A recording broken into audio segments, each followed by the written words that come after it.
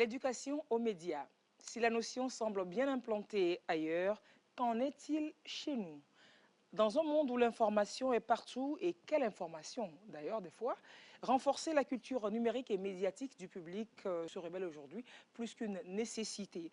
Parce que savoir s'informer, c'est savoir être citoyen, citoyen libre, engagé et éclairé, capable de prendre ses décisions en âme et conscience. Bonsoir madame, bonsoir monsieur, merci de partager ce soir la réflexion avec nous.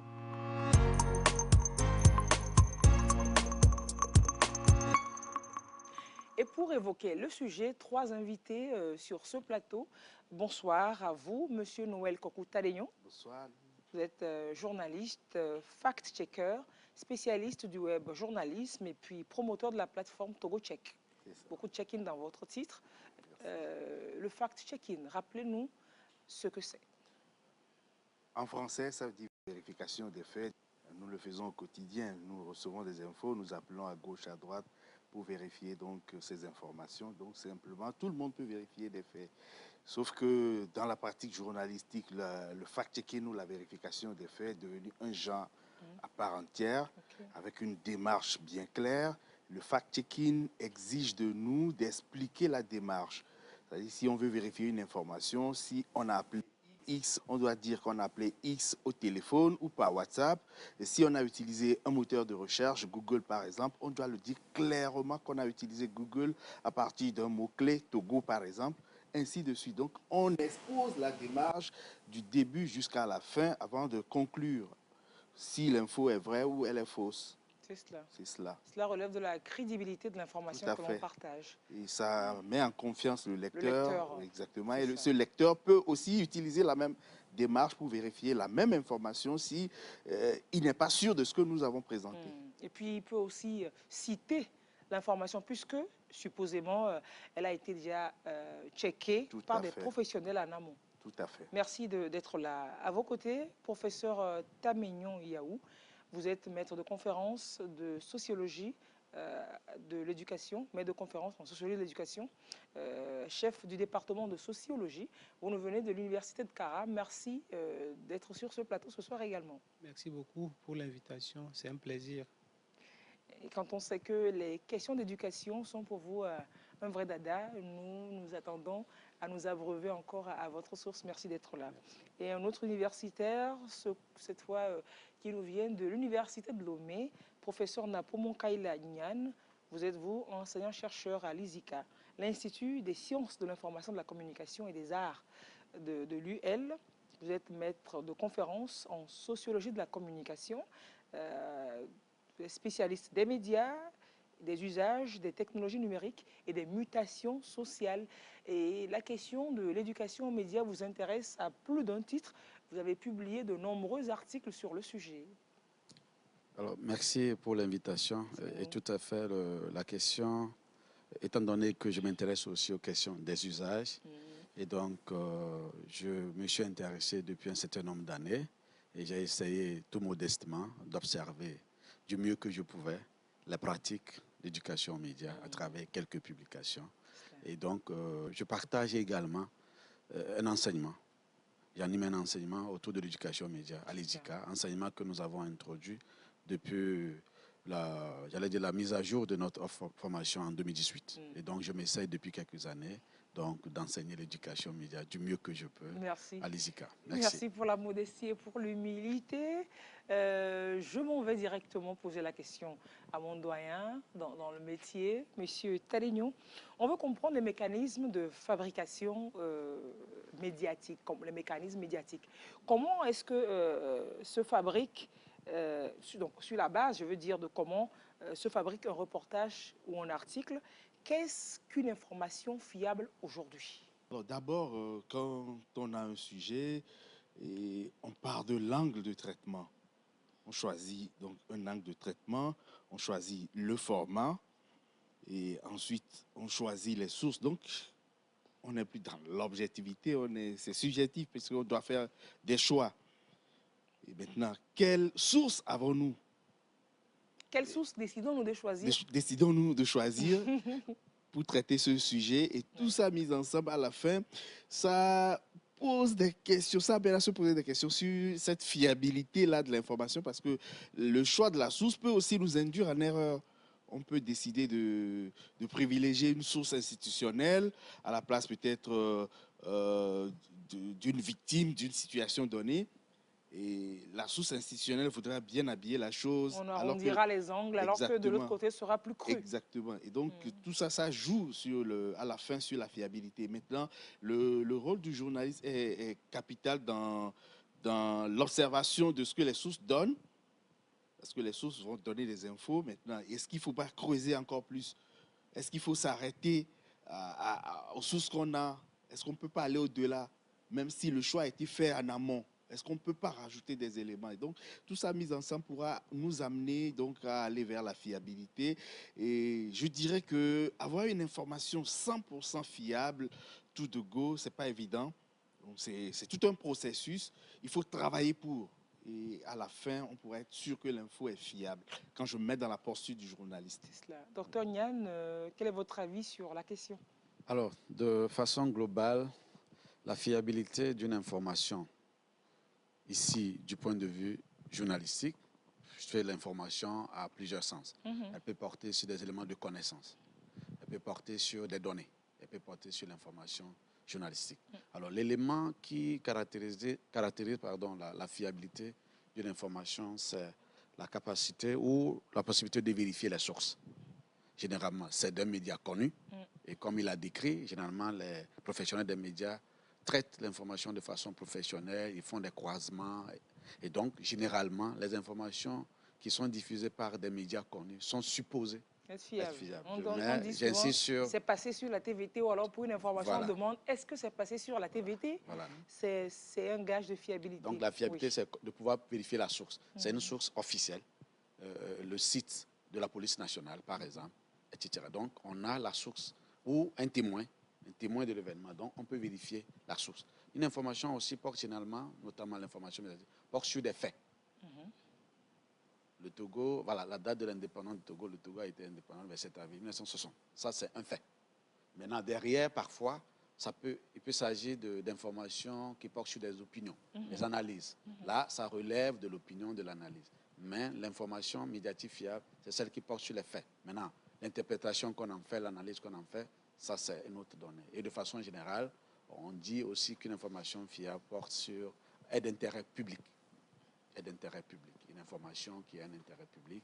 Et donc, généralement, ce sont les trois éléments que généralement l'on évoque pour s'assurer de la fiabilité d'une information. Du point de vue du public, du point de vue du consommateur de l'information, c'est ça? Du point de vue du consommateur, et donc, comme je dis, la source, elle est importante. D'où vient l'information? Ensuite, est-ce qu'on a croisé? Est-ce qu'il y a plusieurs sources qui relaient l'information? Et est-ce que c'est des médias connus? Maintenant, c'est un autre débat par rapport à la question des médias. Parce que les médias ne sont pas exempts de biais non plus. C'est clair. Et l'angle de traitement aussi, ça c'est un autre élément. Et là, c'est des éléments de l'analyse critique qui nous permettent de nous faire aussi notre propre. Mais de façon générale, une information qui vient des médias connus est supposée être fiable, d'une source connue, une source officielle, d'un témoin, des personnes ressources, etc. sont des éléments essentiels pour voilà. Surtout qu'on se dit, puisque il est professionnel de l'information, quand le journaliste il relaie, on se dit qu'il a fait ce travail en amont, le travail dont a parlé Noël Tadegno. Donc quand il nous le sert, on sait que ce dont il parle, c'est vrai. Mais on conçoit qu'il y a des biais involontaires qui puissent se glisser dans les traitements d'informations, dans les différentes rédactions. Vous avez parlé tantôt d'opinion et de faits. Aujourd'hui, une priorité cardinale, c'est de savoir faire la différence justement entre les faits et les opinions, docteur Niane. Alors, tout à fait. Le fait, c'est ce qui s'est produit. C'est un élément objectif, irréfutable. C'est une réalité. Et donc, généralement, c'est vérifiable, comme on l'a dit. Il y a des témoins oculaires, il y a des sources qui rapportent le fait. C'est-à-dire que quelque chose s'est passé, la chose s'est passée. Que l'on soit d'ici ou de là, que l'on soit noir ou blanc, quelles que soient les considérations, la chose s'est passée et comme ça. Tout à fait. Oui. Et généralement, l'information médiatique porte sur des faits. Sur des faits. Maintenant, l'analyse que l'on fait de ce fait, si je ne me répète pas, relève de l'opinion, l'avis qu'on donne, l'appréciation qu'on donne. l'interprétation qu'on en fait. Et qui dit interpréter, on l'interprète de son point de vue, de sa perception des choses, de ses convictions. À partir de ce moment-là, on est dans l'opinion. On donne son avis, son appréciation. Et donc, c'est fondamentalement la différence qu'on pourrait établir entre un fait et une opinion. Une opinion, elle est plutôt subjective. Ça relève, comme je dis, du point de vue de celui qui donne l'opinion. On peut opiner librement, donner son avis, donner ses orientations, mais c'est généralement par rapport à la vision que l'on a de la chose, à l'appréciation qu'on a de la chose. Et là, on parle d'opinion. Et on a l'habitude de dire que les faits sont sacrés. Et le commentaire est libre, c'est ça, dans la profession. Et justement aussi, on précise, quand c'est un reportage, on précise quand c'est un éditorial, Exactement. on précise que c'est un éditorial. Quand c'est un public reportage, on publie que ce n'est pas de l'information, c'est de la publicité. Il faut que le téléspectateur, l'auditeur, le lecteur, il sache se situer par rapport donc aux faits et puis à la relation qui peut être un peu subjective. C'est tout ce dont on parle. Alors, est-ce que c'est... On le fait aujourd'hui. Est-ce qu'on arrive aujourd'hui à faire cette différence, le public entre le fait et l'opinion à ce jour? Peut-être le sociologue de l'éducation pourra... Est-ce qu'aujourd'hui, de plus en plus, concernant l'information, est-ce que les gens arrivent à faire la différence entre le fait et l'opinion? Ben, je ne suis pas très sûr parce que il faut être de ce domaine parfois pour pouvoir savoir quel est le fait et l'opinion. Parfois, les gens consomment l'information parce que bon, elle nous vient de telle ou de telle source, sans vérifier véritablement si c'est vrai ou pas. Et donc, on ne tient pas compte de l'avis du journaliste. On ne fait pas la différence. Pour ce qui me concerne, quand par exemple on transfère les messages sur les réseaux sociaux. Voilà. C'est-à-dire que ce soit vrai ou faux, ou que ce soit une réalité ou pas, on balance quoi. Parce qu'on n'a pas... On a lu quelque chose oui, et on balance. Et ça, c'est aussi lié au biais psychologique que nous pouvons avoir. Parce que quand vous pensez une chose et que ça vous tombe sous la main, quelque chose qui rentre dans votre, la perception que vous avez voilà, d'une situation, forcément c'est vrai. Ça vous confirme, ça vous conforte. Voilà. Donc c'est un peu ça.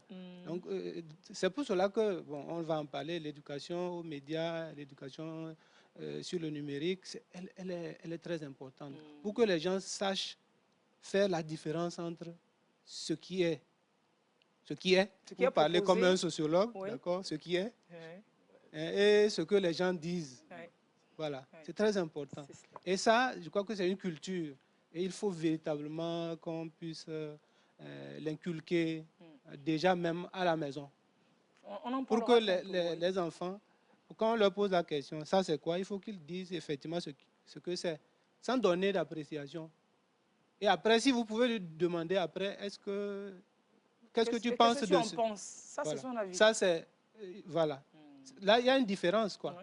Il y a le fait, c'est ça, c'est ceci, c'est un bic. Qu'est-ce que tu penses de ce bic, comment il est? Là, il va dire des choses... Oui, ce stylo, il écrit, la pointe est fine, ou alors la pointe, quand c'est écrit, c'est gros, machin, oui. Et à l'école, ça doit être la même chose. Et comme ça, on apprend aux élèves à faire la distinction entre ce qui est et ce que les gens pensent, ce que toi-même tu penses de la chose. Voilà. Alors, Monsieur Tadegno, vous qui êtes dans le fact-checking, je présume qu'aujourd'hui, vous allez confirmer forcément ce que le docteur Yahou a dit, que c'est de plus en plus compliqué aux gens de faire la différence entre les faits et les opinions. On relaie facilement des opinions que l'on veut attester, que l'on veut soi-même défendre comme des faits avérés. Oui, avec le développement du numérique, avec les messageries instantanées, et il y en a parfois, ils le lisent même pas avant de partager, ils partagent, tout passe au fait. Et du coup, on ne prend pas ce recul-là, on n'arrive pas à savoir ce que c'est que un fait, ce que c'est qu'un commentaire et tout. Donc, pour nous, ça passe sur WhatsApp, on l'a reçu. Et parfois, on précise d'une source sûre. Que personne ne connaît. Exactement. Et du coup, il y a un grand travail à faire. Et nous, au niveau de TogoCheck, ce qu'on fait, c'est qu'on évite même de parler simplement de l'éducation aux médias et à l'information, mais on rajoute le numérique. Il y a un travail à faire sur le numérique. Parce que les gens, beaucoup ont découvert la chose, Ils n'ont pas pris le temps d'apprendre véritablement. Voilà. Et donc, tout s'y passe. Et il est important donc d'éduquer déjà, pas seulement à la maison, pas seulement dès le bas âge, mais nos femmes au marché.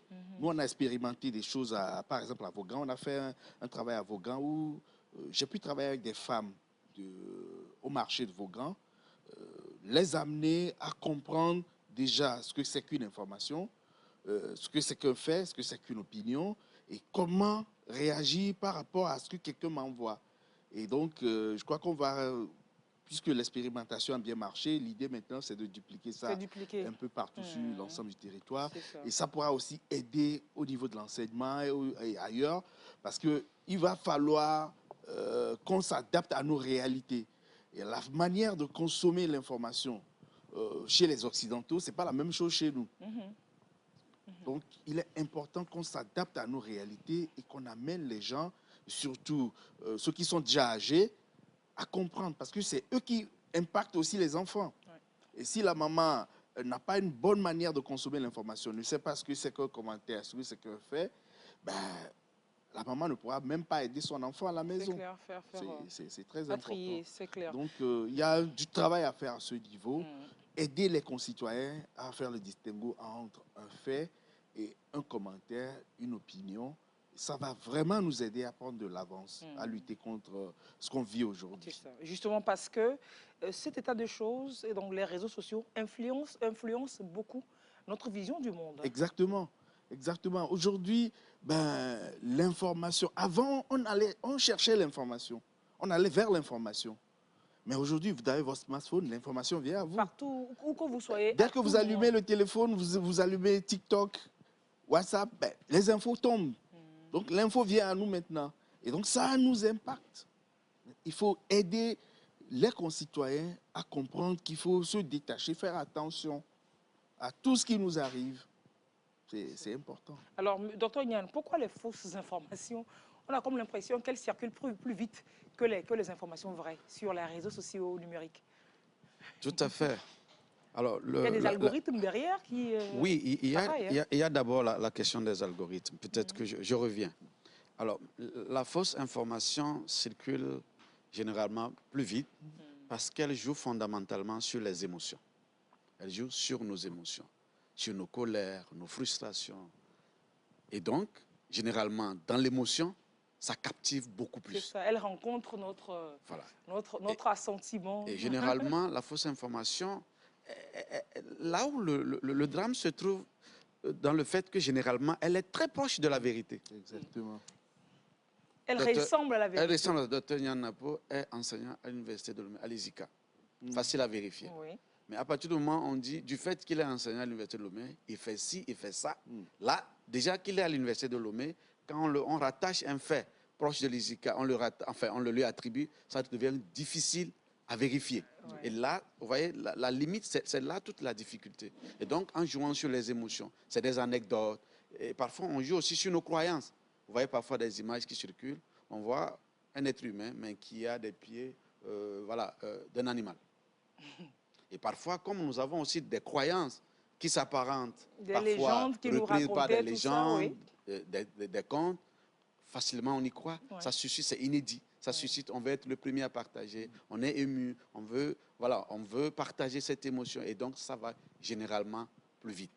Alors, pour revenir à la question des algorithmes, de façon générale, ce sont des programmes informatiques qui fonctionnent avec les médias sociaux de façon générale.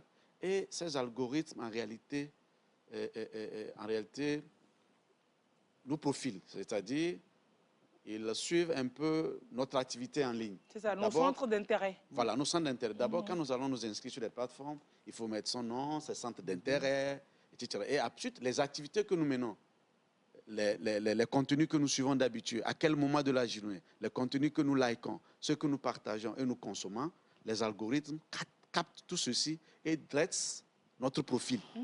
Et c'est en fonction maintenant de ce profil que l'algorithme a dressé de nous, qui nous propose des contenus. D'ailleurs, quand nous allons sur Twitter, ce n'est pas tous les contenus TikTok qui se proposent à nous. C'est par rapport à nos centres d'intérêt, nos habitudes, etc., que les algorithmes, les gens même vont jusqu'à soupçonner que les algorithmes sont capables même de capter nos centres d'intérêt, même hors ligne, déjà Oui, en présence du oui, téléphone. parce qu'il est arrivé des fois qu'on ait discuté de D'un ça, sujet. on discute de voiture, et puis tu Et prends ton téléphone dans tout- la foulée, ça te sort une publicité ou alors un Tout à article fait. sur le véhicule en question. Exactement la même chose. Et donc, finalement, à travers ce profilage, les algorithmes nous mettent dans une bulle d'information. Finalement, elles ne nous proposent que des contenus en rapport avec nos habitudes, nos perceptions, etc. Et donc, c'est un peu le travail des algorithmes autour des médias sociaux. Par exemple, quand vous prenez Facebook, généralement, c'est des contenus en rapport avec vos connaissances, les connaissances de vos connaissances que Facebook vous propose habituellement. Quand vous allez sur YouTube, habituellement, c'est d'abord votre historique. Vous voyez, habituellement, le genre musical que vous aimez écouter, par exemple. Et puis ça vous fait un mix même de... Il suffit de mettre une musique, ça vous fait un mix du même genre que vous avez l'habitude musique que vous écoutez. Donc, c'est un peu ce travail des algorithmes qui se passe derrière les médias sociaux de façon globale. Voilà. Pour appuyer ça, je dirais que y a ce qu'on appelle les identités numériques. Pour être beaucoup plus précis, on a 3 types d'identités en ligne. Qui, dans le cadre du fonctionnement des algorithmes, on a la déclarative. L'identité déclarative, c'est quand toi-même tu viens, tu dis je m'appelle, nom, âge et tout. Quand toi-même tu viens te livrer. Tu déclares. Ensuite, il y a l'identité agissante. L'identité agissante, c'est la collecte des données liées à notre utilisation des plateformes, les recherches qu'on fait, tout ce qu'on voit. Et après, la grande identité, c'est celle qu'on appelle l'accéléré, qui demande beaucoup plus à l'intelligence artificielle, des actions de l'intelligence artificielle. Et donc, ça fait la somme des 2 premières identités, et ça fait que on a l'impression qu'on est pisté, sauf qu'on n'est pas pisté. L'algorithme n'est pas dans notre tête, en fait. C'est juste ce que nous-mêmes nous faisons. Et parlant du fait que, par exemple, sur Facebook, on croise quelqu'un qu'on ne connaît pas, même pendant qu'on l'a croisé, le téléphone était éteint. Et après, Facebook propose cette personne en amitié. C'est pas sorcier, c'est juste lié à la collecte des données et aussi à l'identité numérique. Peut-être parce que quand on a croisé la personne, on a pris son numéro de téléphone. Non, on n'a pas besoin de prendre son numéro de téléphone. Comment ça se fait? C'est quelle magie? Chaque téléphone a une carte SIM, n'est-ce pas? Oui. Et il y a des antennes relais dans les quartiers. Et tout téléphone, même éteint, collecte des données. Oui. Faites l'expérience, chargez votre téléphone à 100% et le lendemain matin, laissez ça éteint, le lendemain, vous n'aurez plus 100%. Il s'est déchargé parce qu'il travaillait en arrière-plan. Exactement. Même éteint, le téléphone travaille. Donc, les données sont toujours collectées. Il y a les antennes relais qui collectent les données. Donc, vous étiez sur telle antenne relais avec telle personne qui a ouvert aussi son téléphone. Et donc, on sait qu'on était en interaction avec cette personne. Dès que vous allumez le téléphone, la mise à jour se fait et l'identité accélérée intervient et donc les données sont collectées. C'est pareil quand vous prononcez des noms. Après, ne soyez pas surpris, vous donnez le nom d'une voiture. Ne soyez pas surpris de voir la publicité de cette voiture en ligne. Donc, on n'est plus à l'abri. Hein? Non, nous-mêmes, nous avons donné déjà nos infos. Maintenant, il y a nos activités qui... Mais là, ce n'est pas une affaire d'activité. Je rencontre quelqu'un en ville, je ne fais rien, puis ça me propose. Oui. Ce n'est pas une activité majeure sur le numérique qui me livre autant. Sauf que vous l'avez rencontré avec votre téléphone. Et avant d'utiliser le téléphone, quand on achète le nouveau téléphone, on valide des choses. On accepte. On ne lit pas tout. On ne lit pas tout. Sauf que dans ces éléments-là, c'est dit que voilà, les données seront collectées à tout moment. Bon. Il y a toujours une politique. Exactement. Qu'on ne lit pas toujours. C'est une longue liste. De toute façon, on est obligé d'accepter pour accéder. Exactement. Oui, parce que des fois, si on ne marque pas, on ne coche pas des cases, on n'avance pas dans la configuration de la machine. Mais il y a quand même parfois des informations, comment je peux dire, qu'on n'est pas obligé. Il y a des informations obligatoires. Et généralement, ce qu'on recommande, c'est de laisser tomber. Quand ce n'est pas obligatoire, on peut ne pas renseigner. De ne renseigner que les informations obligatoires qu'on est obligé de renseigner pour avancer dans l'utilisation de la plateforme. Et pour revenir donc à la circulation des fausses informations, et pour compléter ce que le docteur a dit, c'est que toute fausse information s'accompagne d'éléments vrais. C'est-à-dire que les fabricants s'appuient sur des éléments vrais tels qu'il a dit. Et c'est ce qui fausse la piste. Ça facilite la viralité. Ça facilite. Je donnerai un exemple. En 2016, lors de la campagne présidentielle aux États-Unis, il y avait Donald Trump et Hillary Clinton. ben, le camp Trump avait lancé une fausse information disant que Hillary Clinton ne ferait pas 6 mois. Si vous élisez Hillary Clinton, elle ne fera pas 6 mois, elle allait mourir. Juste parce qu'on l'a vu sortir d'un hôpital, on avait les photos. Sauf que Hillary était en consultation pour une pneumonie, mais sa vie n'était pas en danger. Mais on est parti sur la base qu'effectivement, elle était à la clinique. Voilà, simplement. Et ça, c'était vrai. Et, donc, on a fait de la supposition exactement, derrière. Et les gens y ont cru. Et c'est ce qui se passe avec généralement les fausses informations que nous avons. Et c'est des gens, surtout ceux qui, les grossistes là, ils connaissent l'humain, hein. Ils savent ce que nous aimons. Ouais. Et donc, quand ils fabriquent leurs fausses informations, ben, ça va très vite, quoi. Et ça marche complètement. Et malheureusement, l'info démentie, l'info fact-checkée n'a pas la même portée que la... C'est clair, c'est clair. Ça, c'est clair, forcément, ça, c'est clair. Alors, on va parler de comment nous consommons l'information aujourd'hui, comment les adolescents consomment l'information aujourd'hui. D'après tout ce que vous avez expliqué, on est bien là-dedans, hein, on est bien noyé dedans, hein, docteur Yaou. Comment est-ce que nous consommons? Comment vous vous intéressez particulièrement, je sais, aux jeunes, aux enfants et aux adolescents. Comment est-ce que les adolescents consomment l'information aujourd'hui? D'accord. Avant de dire comment ils consomment, il faut d'abord savoir qui sont les adolescents. Alors, l'adolescence, nous le savons, c'est la période transitoire qui permet à un enfant de devenir adulte.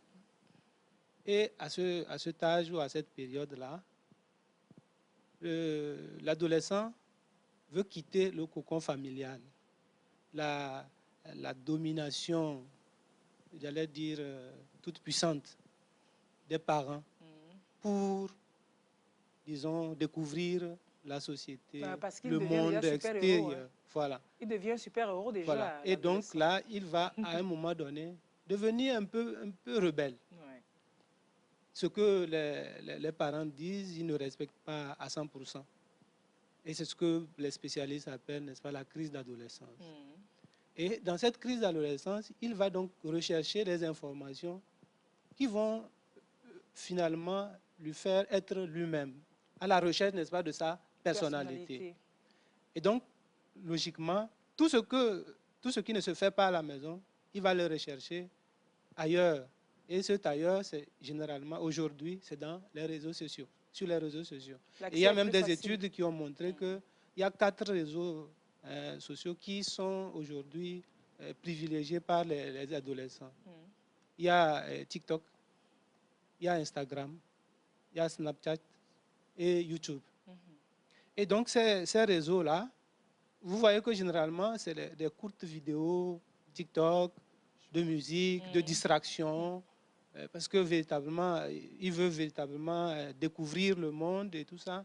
Et rarement, il va aller vers des informations qui puissent lui apporter un plus. Des documentaires de 2 heures sur YouTube, non. Ça ne fait pas, c'est pas ça son problème. Donc, c'est véritablement ces informations-là dont il a besoin pour essayer de quitter un peu l'autorité parentale et découvrir un peu le monde. Et les parents doivent le savoir, parce que s'ils ne le savent pas, ils ne peuvent pas surveiller. Ils ne comprendront pas le fonctionnement de leur adolescent. C'est très important de le savoir et de vérifier parfois les canaux par lesquels ils s'informent. Et donc, pouvoir contrôler et l'aider à être véritablement mature. Parce qu'aujourd'hui, ce qui se passe, c'est que souvent, les parents ne sont pas là pour vérifier, pour accompagner, pour orienter. Et donc, les jeunes, les adolescents, ils prennent les informations telles qu'elles viennent. Et quand il n'y a pas la communication, surtout, avec les parents, pour que parfois, ils s'interrogent ou ils interrogent le parent pour savoir comment il peut comprendre cette information qu'il vient d'avoir, il va consommer. Et il comprend ça à sa compréhension, voilà, à lui. Tout à fait. Et ça peut le détourner des voies de la société ou des orientations qu'on attend de lui. Et il peut avoir des risques, j'imagine, forcément, sur son esprit critique, bien entendu. Sur sa santé mentale. Et sa santé mentale, évidemment, et bien entendu, quand il surconsomme les informations, à un moment donné, bien entendu, il va être stressé, anxieux. Il va même peut-être vivre sous l'effet de la peur. Alors que généralement, il ne discute pas de tout ça avec les parents. Et c'est Les pour parents cela ne savent que... peut-être pas qu'il est sous l'emprise Voilà. d'un flux d'informations autant. Oui. Et à un moment donné, il peut y avoir du surménage. Sans compter l'insomnie, parce qu'il faut qu'il se repose assez. Vous n'êtes pas sans savoir que parfois, on dit à un jeune, allez, un adolescent, va te coucher. Mais il rentre dans sa chambre, il prend son téléphone, il peut rester jusqu'à 1 heure, 2 heures. Mais comme les parents, eux, ils s'occupent de leurs affaires, il va rester là. Et à un moment donné, ça peut avoir des répercussions sur ses résultats scolaires. Tout à fait.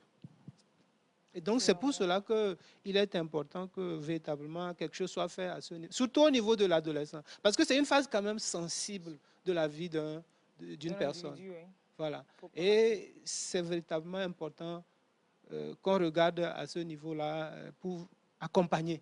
Surtout, moi je dis souvent, c'est la communication. Il faut communiquer, beaucoup communiquer avec les adolescents, surtout à notre époque où l'information circule, et comme nous l'avons dit, la fausse, sur la sexualité, sur les questions de violence et tout ça. Il faut que la drogue aujourd'hui passe aussi par là.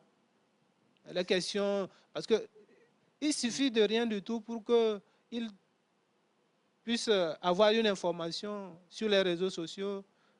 Aujourd'hui, avec, c'est pas des bonbons et tout ça, on vous propose des bonbons qui sont piégés, qui sont drogués, c'est ça. Mais la question aujourd'hui, c'est très important ce que le docteur dit, parce que les parents doivent communiquer, doivent discuter avec les enfants. C'est très important.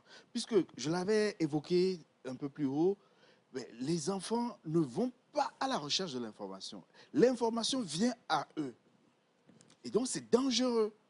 Tout passe, tout vient. Ils sont sur TikTok, ils reçoivent tout. Tout. Et s'il est habitué à regarder ça, l'algorithme va orienter vers son compte des contenus dédiés. Voilà. Et c'est donc important que les parents puissent leur dire que cela constitue un danger. Il faut éviter de dire non, ne va pas sur machin truc. Mais il faut lui expliquer pourquoi est-ce qu'il ne doit pas y aller. Exactement. Parce qu'une seule fois qu'il y va, voilà. Il voit la vidéo, l'algorithme l'a pisté. Après, il pourra en recevoir plein de... Je vais vous donner l'exemple de l'enfant d'un ami. Il lui a dit non, n'y va pas. Ok, l'enfant a dit ok, j'y vais pas. Mais vous savez ce qu'il a fait? Il a creusé un trou dans un bouquin et il a mis le téléphone dedans. Donc, pour le papa, ben, son enfant est en train de lire, sauf qu'il est... Voilà. Le génie. Du mal, il a fallu du temps avant que le papa le découvre ça. Non, mais c'était déjà loin, l'enfant était déjà loin. C'est une astuce qu'il a sans doute vue sur les réseaux. C'est sûr. C'est sur les réseaux qu'il a vu. Alors que le papa aurait peut-être pu lui dire, non, mais ça, c'est bien, mais ça, c'est pas bien. On lui explique les dangers et tout.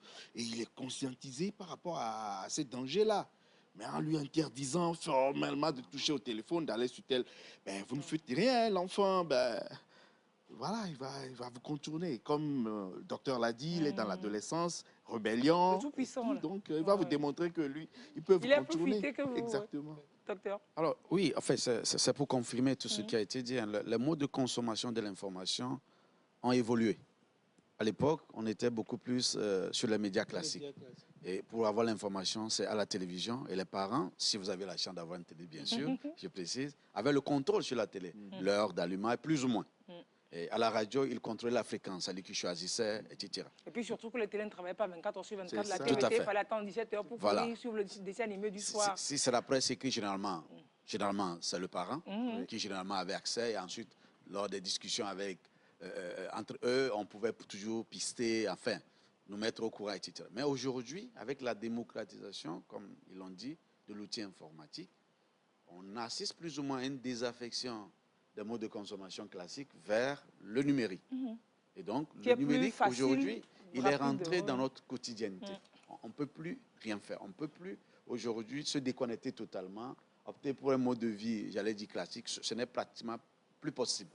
Et donc, des études, une étude que j'ai eu l'occasion académique de superviser en 2020, qui a été menée dans les écoles secondaires dans le Grand Lomé, c'était suite à ces vidéos plus ou moins, je ne dirais pas sextape, voilà, dans les écoles. Élèves, et l'idée est partie de là. Et donc, j'ai supervisé l'étude en 2020. Et l'étude a effectivement montré que 71% des élèves du secondaire utilisaient des smartphones. Que ce soit c'est hors de l'école. Bien sûr, à l'école, c'est plus ou moins interdit. Interdit. Mais 71% ont déclaré utiliser des smartphones. Et ça veut dire qu'ils ont accès à ces outils. Et donc, aujourd'hui, les modes de consommation se sont transposés sur des plateformes numériques, donc via les smartphones et d'autres périphériques. Et comme ils l'ont dit, il faut, plutôt que de rentrer dans les interdictions formelles, il faut plutôt accompagner les enfants à un meilleur usage. Il faut plutôt, parfois, voilà, regarder une vidéo avec eux, commenter, les accompagner, leur montrer comment utiliser, quels sont les aspects positifs, qu'est-ce qu'on peut tirer de positif, plutôt que d'être plutôt, vous l'avez vu, des exemples, en interdisant forcément. Il trouve les alternatives. Autant lui apprendre, autant l'accompagner, sinon il apprendra à consommer. Dehors, et dehors, c'est sans limite, sans filtre. C'est clair. Alors, oui, docteur, je voudrais ajouter un aspect aussi important, c'est l'isolement social. Les adolescents, quand ils consomment ces informations sur les réseaux sociaux, ils se mettent à part. Donc, ils ne vivent pas la vie avec les autres. Ils ont plein d'amis sur le virtuel. Sur le virtuel, mais dans la réalité... Amis, 100 000 connectés sur TikTok, mais dans la réalité, il est seul, isolé. Ça veut dire qu'ils n'apprennent pas. L'apprentissage social n'est pas ancré en eux.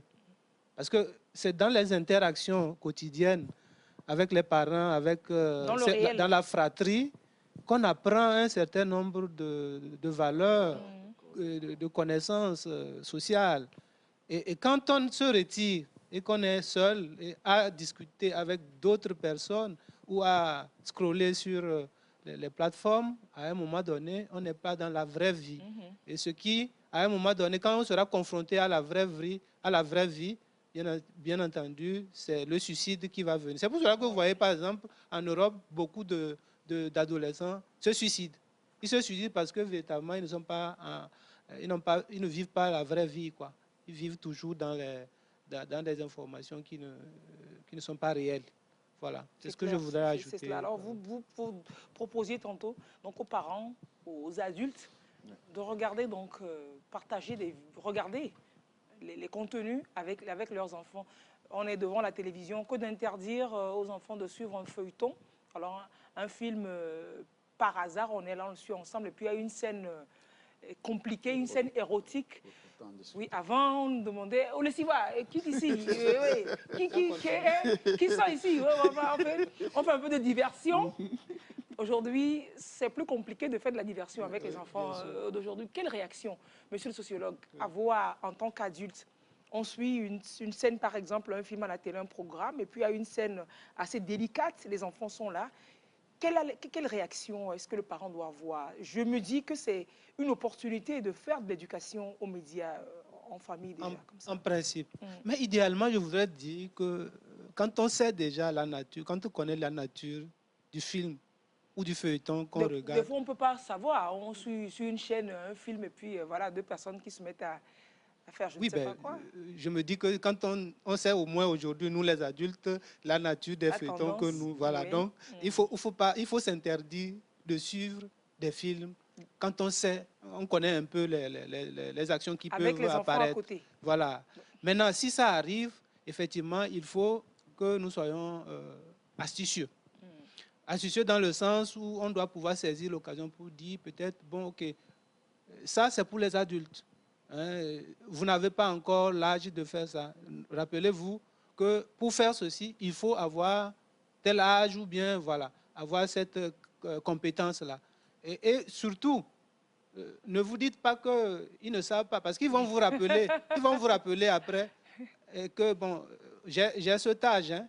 Ils peuvent même vous interpeller. N'oubliez pas. Par exemple, si vous regardez un film avec une adolescente de 12 ans, ben, elle va vous dire que moi je suis adolescente. Et elle peut vous dire, moi j'ai déjà suivi ça ici. Et ça vous permet... Ce qu'on regarde tout le temps ici, voilà. C'est toi qui vas... C'est pour cela qu'il faut engager la discussion. Il ne faut pas se taire. Il faut engager la discussion. Ça lui permet de s'ouvrir à vous et de vous dire des choses qui pourront maintenant vous attirer votre attention. Et vous allez peut-être fouiller dans ces sacs et tout ça pour voir si... Alors, engager la discussion, ça dépend aussi du ton. Oui. Engager la discussion sur un ton rassurant, ouvert à l'enfant pour qu'il puisse se confier. L'amour. C'est-à-dire qu'à un moment donné, il ne faut plus éduquer les enfants comme on l'a fait dans le temps. C'est-à-dire qu'aujourd'hui, c'est vraiment une certaine proximité avec les enfants. de l'amour, de la tendresse. Et ça permet, je vous dis, énormément d'ouverture. Mais le problème, c'est peut-être parce que les adultes d'aujourd'hui n'ont pas eu ça. Les adultes d'aujourd'hui n'ont pas été formés à ce qu'on appelle l'éducation aux médias. Les adultes d'aujourd'hui, c'est des enfants d'hier qu'on interpellait. Est-ce que tu as déjà fait la lessive, la vaisselle, quand il y a une scène à la télé, dans les feuilletons qu'on suivait avec les parents, les jeudis soirs sur la TVT, par exemple. Donc, les adultes d'aujourd'hui n'ont pas l'information. Où est-ce qu'on apprend? Il n'y a pas une école d'adultes, il n'y a pas une école pour les parents. Oui. Comment on fait Et c'est ce qu'on est en train de faire là déjà. Oui, c'est ça. C'est ce qu'on est en train de faire déjà et on doit continuer partout et nous devons nous former mutuellement en tant qu'adultes pour qu'on puisse aider nos enfants à comprendre. Moi, ma fille, je suis très fier de le dire. Aujourd'hui, ma fille, tu lui demandes pourquoi tu n'es pas sur Facebook, elle va te dire non. Elle regarde Facebook, mais elle n'a pas de compte Facebook. Parce qu'elle comprend la chose. Elle voit qu'il n'y a pas peut-être d'utilité. Oui. Mais ses amis sont sur Facebook. Aujourd'hui, elle tricote juste parce que je l'ai poussée à s'intéresser à tout ce qui est tuto sur YouTube. Aujourd'hui, la petite, elle tricote. Elle va te faire des tricots pas possibles. Elle est fan de YouTube. Oui. Mais pour les tutos, où elle apprend à faire... voilà. Elle est à fond dans les tutos. Et c'est à cela que moi, je voudrais nous inviter, quoi. Et dans l'accompagnement des enfants, on peut les guider. Il y a pas mal de choses aujourd'hui qui sont gratuites. Sur le même numérique, il y a le danger aussi, il y a l'utile aussi. Donc, on les orienter vers ce qui est utile, qui pourra les aider plus tard. C'est très, très important. Alors, Dr Niane, sous d'autres cieux, l'éducation aux médias, c'est un programme établi, c'est même une institution. C'est une institution publique qui se charge de faire ça, un programme scolaire même. Absolument. Alors, effectivement, il a dit, hein, on peut s'auto-éduquer. Sur YouTube, il y a un homme qui racontait une anecdote qu'il a toujours pensé que YouTube, c'était juste pour de la musique, jusqu'à ce qu'il découvre en réalité que c'est la plus grande bibliothèque, c'est la plus grande source. Et donc, on peut s'auto-éduquer. Nous, parents, on peut de temps à autre aller taper dans la barre de recherche. Comment. Et on a des tutos. On a des tutos. Vous avez toujours des tutos. Il suffit de saisir. Ce qu'il faut faire juste, c'est qu'il faut croiser. Ne pas se contenter de la première vidéo. Lorsqu'on a une première vidéo, une deuxième, troisième, et tous vont dans le même sens, et on est dans le vrai sens. Conducteur tout à fait. Tous, oui. Alors, pour revenir en réalité, l'éducation média est une question d'abord des politiques publiques. Parce qu'en réalité, autant les questions sécuritaires, autant les questions d'énergie, etc., sont des questions stratégiques pour un pays, des questions de stabilité, autant une fausse information peut aussi déstabiliser un pays. Et donc, c'est en cela que la question de l'éducation aux médias doit être une question des politiques publiques. D'abord, les pouvoirs publics doivent définir une politique claire, mettre en place des cadres qu'il faut, comme ça se fait ailleurs, et ensuite instaurer des programmes structurés d'éducation aux médias, institutionnaliser justement ce programme, confier à des institutions en France, c'est le CLEMI, c'est ça? C'est le CLEMI.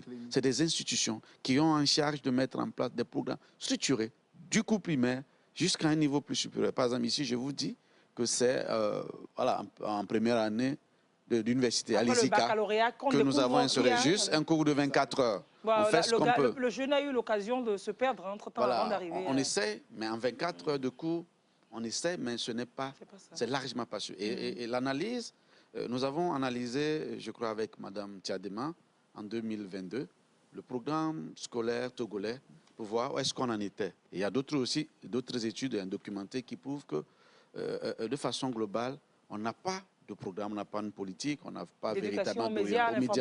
Pas du tout. Et donc, certes, il y a quelques thématiques sur les médias, la démocratie qui sont abordées dans des cours de CM, de français, et ça et là, mais il y a pas, ce n'est pas vraiment, c'est pas ça de l'éducation aux médias. Et donc, ça urge véritablement d'en faire une institution. D'abord, il faut documenter le fait. Il faut d'abord poser un vrai diagnostic. Où est-ce qu'on en est au Togo? Vous voyez, quels sont les usages, les dérapages qu'on a. Il faut documenter véritablement par groupe, par catégorie de personnes, quels usages les jeunes font, par catégorie sociale. Il faut documenter le fait. Et à partir de là, mettre en place véritablement avec les experts, s'inspirer de ce qui se fait ailleurs, pour véritablement asseoir un programme. Certes, cela ne relève pas que des politiques, mais c'est aux politiques publiques de donner l'orientation. D'impulser l'orientation. Et là, vous avez des associations, des initiatives privées. Et, par exemple, Togo Tchèque, il fait ce qu'il peut à son échelle par rapport aux ressources dont il dispose. D'autres associations, je sais que Plan Togo, par exemple, initie des conférences. Il y a d'autres associations, mais il faut véritablement que ça soit une question de pouvoir public pour donner véritablement des orientations, mobiliser des ressources qu'il faut pour véritablement adapter des programmes à nos réalités. Certes, s'inspirer de ce qui marche ailleurs, adapter des réalités, enfin, les programmes aux réalités. Et donc, il faut véritablement en faire une question de priorité. Parce qu'en fait, la désinformation, il faut revenir dessus, la désinformation, elle modifie à plus d'un titre les comportements des citoyens. Sur les questions peut-être de vote, d'engagement politique, de la radicalisation. Il y a plein de désagréments par rapport à la construction de la cité, des désagréments que l'on a avec la désinformation, M. Cadayon. C'est une priorité aujourd'hui, comme le docteur l'a dit. Sécuritaire, d'ailleurs, on devrait dire. Et si on ne prend garde, la prochaine guerre mondiale pourrait être déclenchée par un kidam depuis son lit qui balance une fausse information. Donc, du coup, on doit mettre ça dans les priorités. L'éducation aux médias, permettre déjà à nos enfants, très tôt, de mieux comprendre les choses et d'avoir la bonne attitude face à toute information qui circule. Et ne pas négliger aussi les adultes qui sont là aujourd'hui, qui ont raté cette phase. Et donc, c'est un ensemble d'actions à mener. Mais prioritairement, commençant par les enfants, en mettant un accent particulier sur le renforcement des capacités des enseignants, parce que faire de l'éducation aux médias, on n'a pas besoin de recruter un enseignant spécialiste d'éducation aux médias. Ça peut être transversal à tous les cours. Exactement. Tous les enseignants peuvent saisir une opportunité pour passer le message. C'est comme l'éducation sexuelle aujourd'hui. C'est ce qui se fait en France. Tous les enseignants peuvent être initiés, peuvent être renforcés dans le cadre de la transmission des notions d'éducation aux médias. Et donc, dans les cours, que ce soit ECM, mathématiques, physique, ils peuvent par moments glisser des éléments sur l'éducation aux médias et à l'information numérique pour aider les enfants. C'est très important pour nous. C'est super important. Alors, on s'est dit que l'éducation aux médias, tant qu'on n'a pas encore de politique publique, ça peut toujours se faire. Et à différentes échelles. On a parlé des parents qui doivent accompagner les enfants dans le suivi, à regarder dans la consommation, je veux dire, de l'information. Est-ce qu'il y a d'autres pans que les parents peuvent exploiter? Mais à part les parents, est-ce qu'il y a d'autres acteurs qui peuvent intervenir dans l'éducation aux médias et à l'information? Je vais donner peut-être un exemple de projet qui est en cours actuellement avec 4 universités, l'Université de Cara, l'Université de Lomé, l'Université de Bayreuth en Allemagne et puis Bordeaux-Montaigne. C'est un projet financé par la GIZ et qui c'est sur la citoyenneté responsable.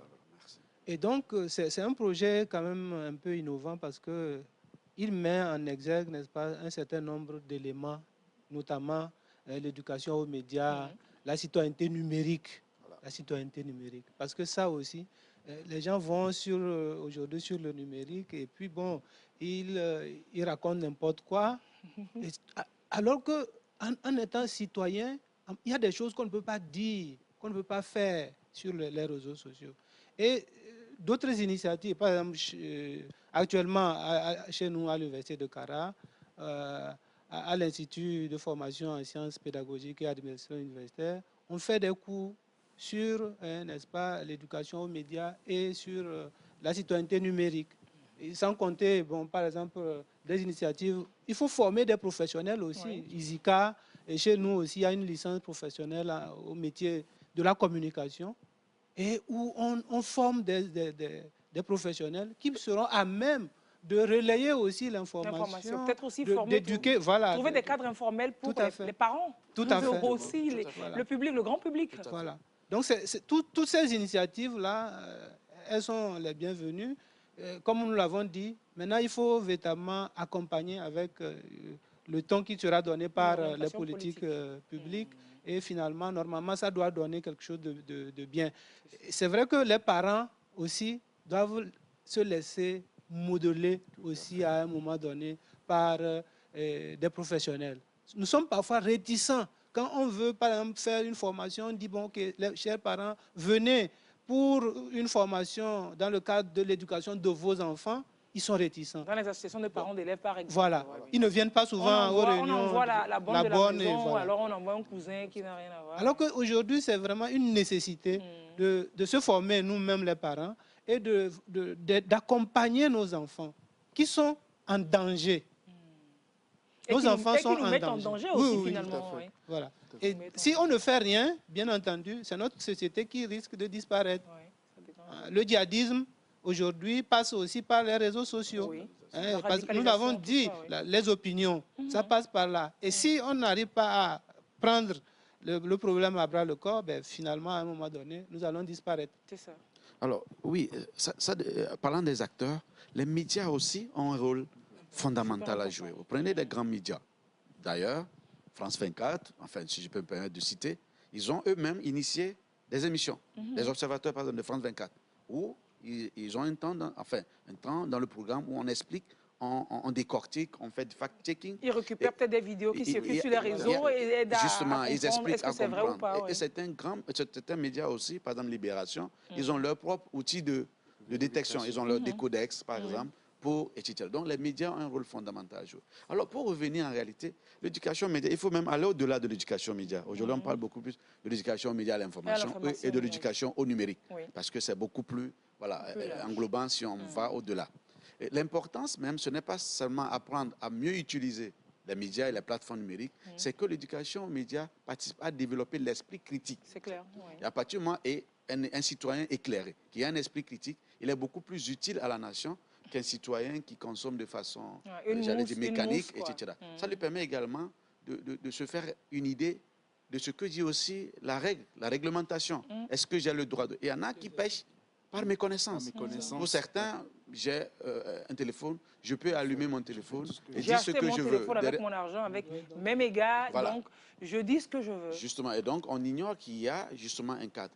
On peut prendre notre exemple, allons droit au but. Enfin, prenons l'exemple de tous les jours. Dernièrement, le procureur de la République a dû justement aller sur les antennes pour rappeler. Alors, en réalité, c'est des dispositions qui existaient déjà. Mais parfois, il y en a qui, justement, ont posé des actes comme ça, justement, par simple méconnaissance. Donc, il fallait rappeler toujours qu'il y a un cadre légal, il y a un cadre légal qui réglemente cet aspect-là. En réalité, tout ce qui est interdit dans la vie de tous les jours l'est aussi en ligne. Parfois, on a l'impression que parce qu'on allume sa caméra, on est derrière, on peut tout se permettre. Et parfois, ces personnes ne pêchent pas forcément par méconnaissance. Est-ce que vous voyez? Enfin, ils pêchent, je veux dire pas méconnaissance. Ils ne pêchent pas méconnaissance. Et donc, l'éducation média, c'est justement d'informer, de former. C'est à la fois de former aux pratiques, au bon usage, mais également de développer surtout l'esprit critique. Comme nous l'avons dit, parfois l'information, les médias traitent des faits, mais parfois l'analyse dépend de leur ligne éditoriale. Vous prenez une situation, par exemple la guerre russo-ukrainienne. Et lorsque vous regardez l'information telle que traitée par des médias occidentaux, vous voyez la façon dont l'analyse est faite. Mais même parmi eux, vous suivez cette chaîne, vous savez quelle orientation, qui ça supporte. Vous suivez telle autre chaîne, vous savez elle est pro qui. Tout à fait. Et c'est votre esprit critique qui vous permet vous-même également de vous faire votre idée et de ne pas forcément épouser les idées des autres. On parlait tout à l'heure de l'opinion. Plus on a un esprit critique développé, plus on peut se faire une idée soi-même de l'opinion des autres. Donc c'est beaucoup plus, j'allais dire, productif qu'on en fasse véritablement politique nationale. Et maintenant, tous les acteurs et les partenaires peuvent accompagner le processus. C'est plus qu'une urgence. Et habituellement, nous, ce qu'on fait au niveau de Togo-Tchèque, parlant de critical thinking, on a... L'esprit critique, oui, alors. quand on fait nos formations sur le terrain, on met un accent particulier sur l'esprit critique et on parle d'éléments ludiques pour atteindre l'esprit critique, au fait. Et qu'est-ce qu'on fait aujourd'hui? Tous ceux qui ont un smartphone aimeraient bien se filmer, aimeraient bien se prendre en photo. Les selfies, donc, on aime bien. On leur donne au départ une formation sur comment bien se filmer, comment bien faire les photos avec son téléphone. Mais ils ne se rendent pas compte de l'évolution du travail, au fait. Ils prennent du plaisir à se filmer, à dire des choses. Et après, ils se rendent compte que, ah oui, ça... dans la projection. Ce que j'avais dit me rattrape. Ça, là, non, c'est pas bon. Parce qu'il y a tel article du code pénal. C'est comme ça on les amène à découvrir que dans la loi au Togo, on l'a fait à Dapan, on a eu les 4 préfectures de la région de Savane. On a eu à faire un travail, c'était au moment avec l'USAID, où ben à la fin, on a vu des gens se tenir la tête. Parce qu'ils ont eu à faire des choses, à partager des choses par le passé. Et c'est maintenant ils se rendent compte que ben, on pouvait les poursuivre. Claire. Parce que les gens ne savent pas que le simple fait de cliquer sur le bouton partager fait de toi quelqu'un qui diffuse une fausse information.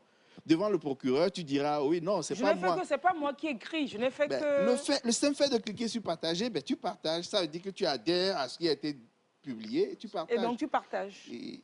Et en tout cas, ça a été une belle expérience pour nous, ce qu'on a eu à faire. On a eu à former des multiplicateurs.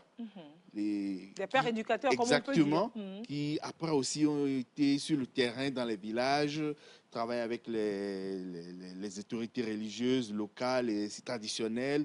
Et ben, on espère qu'on va reprendre et étendre cela sur d'autres régions du Togo, parce que l'expérience a été positive pour nous, parce qu'on a vu que ben, vraiment, le groupe aujourd'hui, on les a toujours avec nous, hein, on a créé des groupes et on voit comment ils réagissent. Et j'ai l'impression même qu'ils sont mieux que nous, même qui les avons formés maintenant. C'est bien que ça continue. Et on ne doit pas forcément attendre que l'État donne le ton avant qu'on se lance. Nous, en tant qu'organisation de la société civile, en tant que citoyens, quelle est ma partition pour que nous puissions lutter efficacement contre la diffusion des fausses informations, pour que nous puissions tous avoir l'esprit critique? Moi, c'est à cette question qu'on doit se poser chacun. Et chacun doit pouvoir se lancer. Si on a des notions, aidons les autres aussi à être à notre niveau. C'est clair. Alors, comment est-ce qu'on reconnaît une fausse information? On se détache d'abord.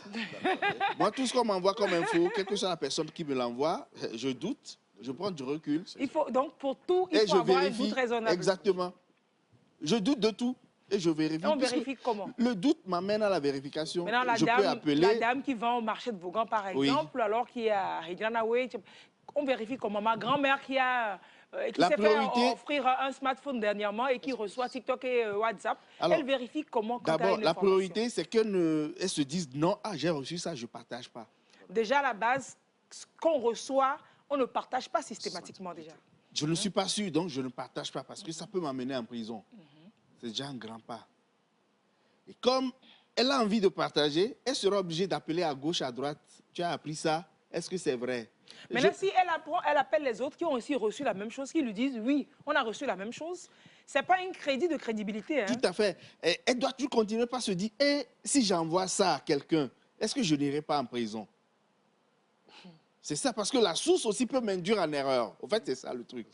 Et puisque des fois, on écrit la source, on rassure sur la source, mais en fait, ça tout n'a rien dit. Exactement. On a juste écrit la cité. En fait, comment on s'en sort finalement? Et si on n'est pas sûr, il ne faut pas diffuser, il ne faut pas partager. On n'est pas journaliste, c'est clair. Parce qu'aujourd'hui, la tendance, quand on a un smartphone, on veut être le premier à diffuser tout ce qui nous tombe dans les mains.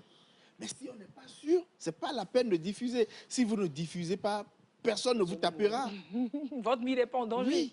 C'est mieux de garder, de ne pas diffuser et parfois même de dire à la personne qui lui a envoyé l'info de ne plus vous envoyer ces genres d'infos et d'être à l'abri, quoi.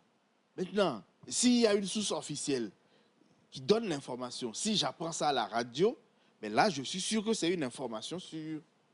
Je pourrais partager. Mais tant que je n'ai pas les outils, je suis au marché quelque part, je n'ai pas les outils, personne, je n'ai confiance en personne, pourquoi vais-je partager? Donc, le premier élément, c'est de voir s'il y a un média sérieux. Qui en a parlé? La Radio Lomé en a parlé. Est-ce que TVT en a parlé? Là, je peux prendre le risque de partager. Mais si aucun média sérieux n'en parle et que c'est Peuple News que je ne connais pas qui en parle, c'est dangereux. Ou alors, comme vous avez dit au début, même qu'on ait appris l'information sur une chaîne sérieuse, vérifier, voir si l'information ne part pas d'une information vraie, mais qu'après, l'opinion s'accompagne et que ça fausse un peu la fiabilité de l'information. Il faut voir ça. Dans la transmission, il peut y avoir des parties qui sont altérées et on n'a pas la première info. C'est clair. Et là, ça veut dire que vous avez diffusé une fausse information. Une fausse information passible de peine au Togo. Exactement. Alors, de façon générale, c'est à la fois difficile, mais plus ou moins aussi facile si on prend des précautions.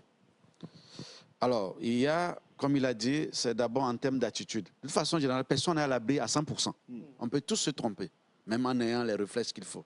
Mais le premier réflexe, comme il a dit, c'est de douter, de ne pas avoir la cachette facile.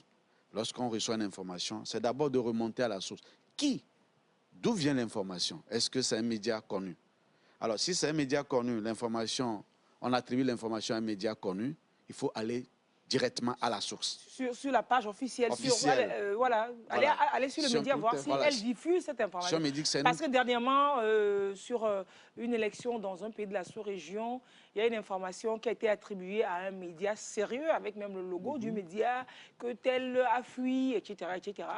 Mais bon, on va, parce que l'information là aurait été en bande urgente sur le média. On va sur le média, il n'y avait pas d'urgent, et puis jusqu'à toute la journée, il n'y avait pas d'urgent. Donc on n'aurait pas vérifié, comme ça on serait tombé dans... Voilà, on aurait commis une il faut erreur. remonter à la source, comme je le peux vérifier directement. Maintenant, il y a aussi des outils de vérification. Il y a des outils de vérification en ligne. Par exemple, il y a des outils de recherche inversée d'images. Il faut aller juste sur Play Store, par exemple, vous tapez outils de recherche inversée d'images. Il y a plein d'applications. Vous téléchargez une application sur son téléphone. Maintenant, si vous avez une image ou une vidéo, c'est facile, vous attachez, vous le scannez. Et si l'image avait déjà fait l'objet d'une publication, ça vous sort un peu le contexte. Mais de façon générale, c'est de se demander le contexte de l'information. Parce qu'il y a plusieurs formes de fake. Parfois, il y a des sorties de contexte. Oui. On zoome. L'information peut être vraie, mais on rattache à un nouvel événement. On zoome sur un angle. On ne prend qu'à partir de la fin de l'image, alors que si vous aviez l'image dans l'entièreté, vous aurez pu comprendre le contexte. Se poser les questions sur le contexte. Oui. J'avais déjà parlé des sources. Des sources d'informations, oui. Croiser les sources. Et comme je dis, si vous savez manipuler, et la plupart savent manipuler, allez chercher d'autres outils de vérification. Par exemple, il y a aussi Google Images qui permet de vérifier. Google Lens. On l'appelle Google Lens. Et regardez les informations. Si c'est une image, cherchez les informations de fond. Le paysage. Oui. L'architecture au fond. Un panneau. Voilà, qui peut vous donner plus d'informations. Oui. Certains appareils laissent les données, les métadonnées. Parfois, il y a le nom même de l'appareil, la date, la géolocalisation. Il faut chercher tous ces éléments parfois, si c'est une image. Une image n'est pas une preuve. Une vidéo, une image n'est pas en soi une preuve. Et parfois, si c'est sur les réseaux sociaux, allez aussi dans les commentaires. Parfois, vous pouvez vérifier à travers les commentaires. Il y a toujours quelqu'un qui s'y connaît et qui vient restituer le fait. C'est ça. Donc, de façon générale, il y a plusieurs astuces. Mais le plus important, c'est généralement de ne pas avoir la gâchette facile. De se détacher quand on reçoit l'information. D'analyser, de chercher le contexte, de se poser des questions, de croiser avant peut-être de donner, enfin, d'y accorder importance à cette information qu'on a. Et quand on est adulte, de partager ces connaissances-là avec ses jeunes, avec ses enfants. Tout à fait. Leur inculquer les bonnes valeurs. Et même avec d'autres adultes. Comme il a dit, nous devons tous jouer le rôle du mieux que nous pouvons. On est dans un groupe, une information tombe. Tout de suite, si on a la possibilité de vérifier, tout de suite, allons restituer, disons aux autres, on éclaire le reste. Essayons de jouer nos partitions d'ici là, en attendant qu'on ait des programmes beaucoup plus traditionnels. Chacun peut jouer sa partition à son niveau. Allez, on va finir et chacun de vous va nous donner des raisons pour lesquelles, qu'est-ce qu'on gagne en fait à faire de l'éducation aux médias? Qu'est-ce que la société gagne à faire de l'éducation aux médias? Peut-être que nos arguments, au-delà de tout ce qu'on a dit déjà, pourraient encore contribuer à pousser l'autorité publique à agir. Docteur Yahou Tavenio, qu'est-ce que la société gagne? Qu'est-ce que la cité gagne à faire de l'éducation aux médias, à l'information et au numérique? Des citoyens responsables. La cohésion sociale. Parce que quand on n'a pas cet état d'esprit de vérifier les choses, on balance, ça peut créer, n'est-ce pas, des conflits entre les individus et tout ça. Donc, excusez-moi, des citoyens responsables et la cohésion sociale, c'est ce que je... Et c'est important pour le développement. Oui, c'est clair. Quand on n'a pas de citoyens responsables, on n'a pas la cohésion, le développement est hypothéqué, à mon sens. C'est ça. Voilà, c'est ce que je peux dire. Donc, vraiment de manière... Mais on gagne beaucoup. On gagne beaucoup. Moi, je veux vivre en paix. C'est sûr. Si, disons, on continue pas à diffuser des fausses informations, à avoir des comportements irresponsables en ligne, on n'aura pas la paix qu'on souhaite. Donc, on a tous intérêt à lutter contre les fausses informations, à œuvrer pour une bonne éducation aux médias au numérique. Donc, voilà ce que je peux dire. Alors, je dirais qu'investir dans l'éducation aux médias doit être une priorité. On investit dans l'éducation aux médias, c'est avoir des citoyens responsables qui contribuent efficacement au développement du pays. On gagnerait à investir plus dans l'éducation aux médias et ça nous éviterait d'investir à construire des prisons parce que des gens auront dérapé et seront sous le coup de la loi. Et donc, comme ils l'ont dit, on gagnerait donc à investir pour garantir le développement, la stabilité. Et donc, c'est important véritablement, c'est une obligation aujourd'hui. L'éducation média. Une nécessité incontournable aujourd'hui que de faire d'éducation aux médias. Docteur, vous voulez sans compter aussi le bien-être personnel, la paix intérieure. Parce que quelqu'un qui est toujours connecté et tout ça, il dort mal. Il n'est pas en paix avec lui-même parce qu'il sera toujours stressé. Voilà, stressé. Voilà, tout à fait. Donc notre propre paix intérieure, notre bien-être passe par l'éducation aussi. On doit se détacher. Est-ce que vous conseilleriez par exemple de limiter les heures d'exposition au téléphone par jour, par exemple? Oui, pourquoi pas. Moi, je suis de ceux qui pensent qu'on doit limiter un peu et même réduire aussi l'accès à certains réseaux sociaux, par exemple TikTok pour les enfants ou pour moi ça me semble important quoi. Surtout qu'on n'a pas eu cette éducation à la base, éducation aux médias et tout ça. On nous a vendu des smartphones, on utilise mais on ne sait pas comment on les utilise. Il n'y a pas le mot d'emploi. Voilà. Le mot d'emploi c'est comment allumer, comment paramétrer les utilisations. Et donc il faut progressivement interdire ou réduire l'accès tout à fait l'influence de ces médias sur nous parce que ça joue sur notre psychologie et puis finalement notre état de santé aussi. Nous dormons peu aujourd'hui. Je sais pas. À cause du téléphone. Puisqu'on va au lit avec le téléphone. Oui, avec le téléphone. Et ça a des répercussions sur notre santé, le stress, on est toujours anxieux parce que les informations qui nous viennent sont parfois trop alarmantes. Voilà. Et puis, on n'est pas obligé d'être sur toutes les plateformes. Il y en a.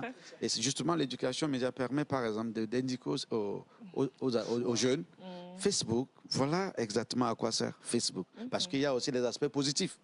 Voilà à quoi sert par rapport à tes objectifs, par rapport à ton profil professionnel. Facebook, il a parlé tout à l'heure de YouTube. Pour un élève, YouTube, voilà, c'est plutôt, ça l'accompagne. Donc, indiquer à chacun exactement à quoi sert tel outil. On n'est pas obligé d'être tout sur Instagram, par exemple, et puis, etc.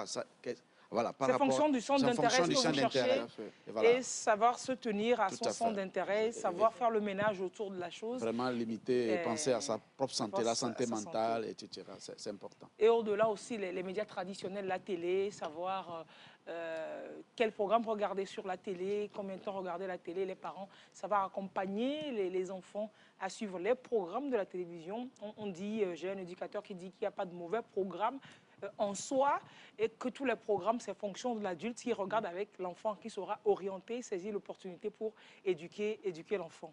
Mais le débat n'est pas fini. On va le continuer derrière les écrans et j'imagine qu'à la maison, vous allez poursuivre le débat également chez vous. Et la réflexion est posée. Chacun a son rôle à jouer aujourd'hui pour bâtir, pour construire des citoyens, comme on l'a dit, responsables, éclairés, qui sont plus utiles à la société. Parce que tout le monde veut vivre en paix, dans la cohésion, et puis avoir un état d'esprit pas intérieur assuré. Je vous remercie, au nom des téléspectateurs, d'être passés nous édifier. Docteur Yaou Tamignon, maître de conférence de sociologie de l'éducation, chef du département de sociologie de l'Université de Kara. Merci d'être passé chez nous. Merci beaucoup. À très bientôt. Oui, à très bientôt. Et professeur Napo Munkaï Lagnan, merci d'avoir été de ce débat, enseignant-chercheur à l'ISICA, maître de conférence en sociologie de l'information, de la communication, vous, c'est ça, à l'Université de Lomé, mais surtout spécialiste des médias, des usages, des technologies numériques et des mutations sociales. Merci d'avoir partagé avec nous. C'est un plaisir. Et Monsieur Noël Tadénion, merci d'avoir été là, journaliste, fact-checker, Votre numéro est très souvent, votre inbox est très souvent un ça y est, je sais. Pour vous poser des questions. Noël, qu'est-ce que tu en penses? Est-ce que tu connais ça, etc. Oui. Je le fais avec plaisir. Merci, merci. Vous êtes spécialiste du web, journalisme et promoteur de Togo Check, un outil à disposition de tous pour checker, pour retrouver, alors pour être sûr de la fiabilité des informations qui nous sont servies avant de les consommer. À très bientôt. Passez une très belle soirée en compagnie des programmes de la télévision togolaise. Au revoir.